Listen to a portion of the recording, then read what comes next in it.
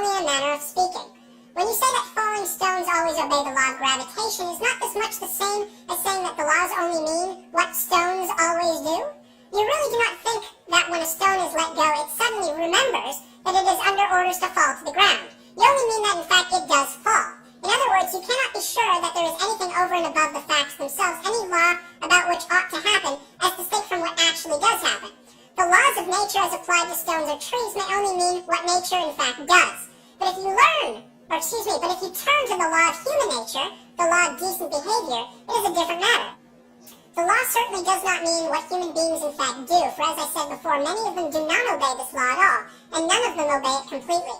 The law of gravity tells you what stones do if you drop them, but the law of human nature tells you what human beings ought to do and do not. In other words, when you're dealing with humans, something else comes in and above and beyond the actual facts. You have the facts, how men do behave, and you also have something else, how they ought to behave. In the rest of the universe, there need not be anything but the facts. Electrons and molecules behave in a certain way, and certain results follow, and that may be the whole story. But men behave in a certain way, and that is not the whole story. For all the time, you know they ought to behave differently.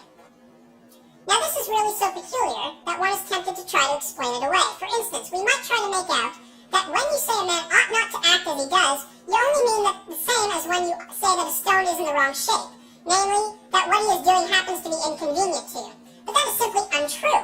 A man occupying the corner seat in the train because he got there first and a man who slipped into it while my back was turned and removed my bag are both equally inconvenient, but I blame the second man and do not blame the first. I am not angry, except perhaps for a moment before I come to my senses, with a man who trips me up by accident. I am angry with a man who tries to trip me up even if he does not succeed. Yet the first has hurt me and the second has not. Sometimes the behavior which I call bad is not inconvenient to me at all, but the very opposite. In war, each side may find a traitor on the other side very useful. But though they use him and pay him, they regard him as human vermin. So you cannot say what we call decent behavior in others is simply the behavior that happens to be useful to us. And as far as decent behavior in ourselves, I suppose it is pretty obvious that it does not mean the behavior that pays. It means things like being content with 30 shillings when you might have got 3 pounds, doing schoolwork honestly when it would have been easy to cheat, leaving a girl alone when you would like to make love to her, staying in dangerous places when you could go somewhere safer, keeping promises you would rather not keep, and telling the truth even when it makes you look like a fool, which happens to be the whole Christianity thing. But anyways, some people have objected and said that morality is only what benefits society, and it's not from an external moral law from a moral lawgiver. And here is a wonderful refutation by C.S. Lewis. Some people say that though decent conduct does not mean what pays each particular person at a particular moment, still it means what pays the human race as a whole, and that consequently there is no mystery about it. Human beings, after all, have some sense. They see that you cannot have real safety or happiness except in a society where everyone plays fair, and it is because they see this that they try to behave decently. Now, of course, it is perfectly true that safety and happiness can only come from individuals, classes, and nations being honest and fair and kind to each other. This is one of the most important truths in the entire world. But as an explanation as to why we feel as we do about right and wrong, it completely misses the point. If we ask, why ought I feel?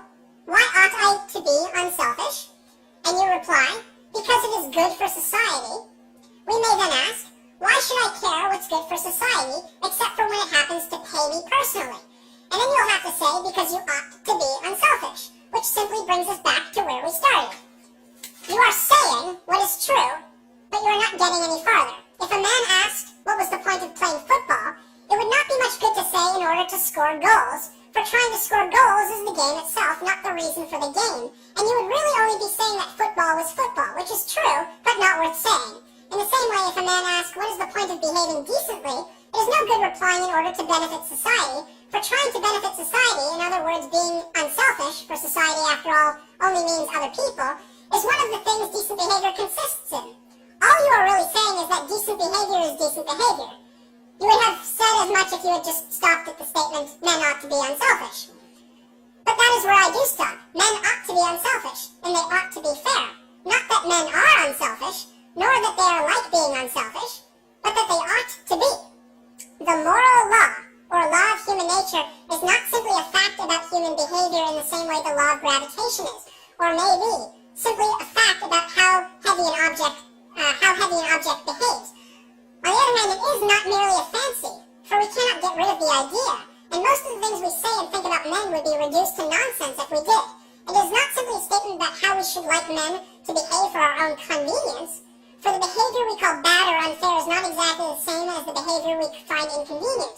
We may even find the opposite. Consequently, this rule of right and wrong, or law of human nature, or whatever we call it, must somehow or other be a real thing.